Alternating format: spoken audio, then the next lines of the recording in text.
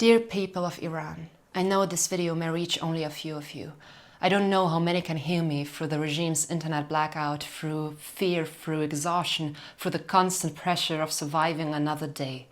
But if there's even a chance that some of you will hear my voice, then it is worth speaking. My name is Sarah. I'm a Jewish woman living in Germany, in Berlin. I'm not Iranian, I've never been to Iran, and yet I want you to know that in my heart I'm standing with you. I feel connected to you, not because I claim to know your reality, but because I recognize the loneliness that comes when your people survive unimaginable brutality and the world turns away, and still you fight for truth, for dignity, and for the lives of your people.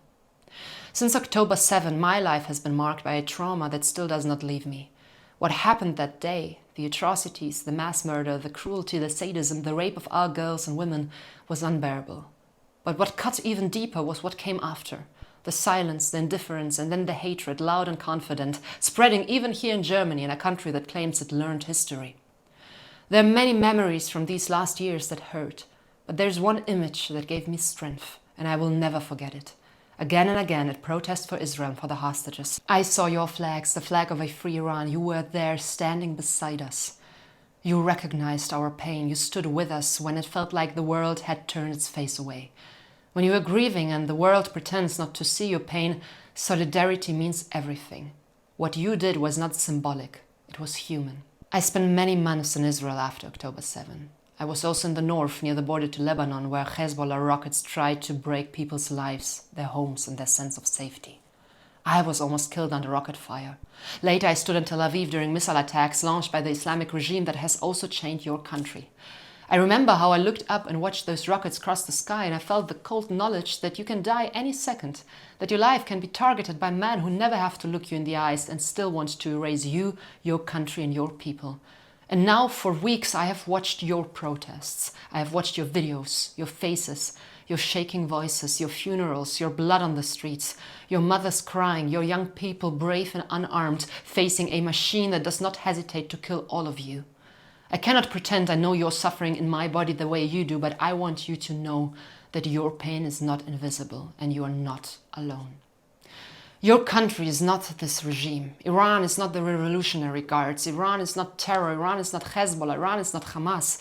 Iran is not the rockets that almost killed me. Iran is you. You who have shown the world what courage looks like when it costs something. You who keep walking into the streets even when you know what can happen. You who risk everything to be free. I want nothing more than to see you free. Not as a slogan, not as a geopolitical game, but as a real life for real people. A life where your daughters can breathe and choose their future. A life where your sons are not hunted. A life where families do not have to whisper in their own homes. If I had influence over politics, I would use it. I would push with every ounce of strength for the free world to stop treating your suffering as background noise, to stop bargaining with your oppressors, to stop looking away. Because I have learned something since October 7. After a collective trauma, the most dangerous moment is the moment you start to believe you are screaming into a void, that the people who died will be forgotten, that your hostages will be forgotten, that nothing you do matters. But it matters. Every day you survive matters. Every life that was stolen matters. I know because I have Iranian friends here in Germany that almost every Iranian family carries loss. Names and faces that will never come back, futures interrupted. And still you continue. Not because you're not afraid, but because you refuse to accept the life on your knees. I hear your calls for Reza Pahlavi. I hear your demand for dignity, for an Iran that belongs to its people again. And I will do what I can with the voice I have to amplify your voice here. This darkness is real, and you are still in the middle of it. That fact alone is proof of your strength. And one day, this will end. One day you will breathe without fear. One day you will bury this regime in history where it belongs. I dream of the day I can fly from Tel Aviv to Tehran. I dream of the day you can visit Israel openly, without lies, without propaganda, without hate forced onto you. I dream of a free Iran where your ancient culture is not held hostage by an ideology that despises life. I bow my head to your courage, to your endurance, to your unity in Iran and in the diaspora. And I'm with you, we are with you, and we will not forget you. Javid Shah.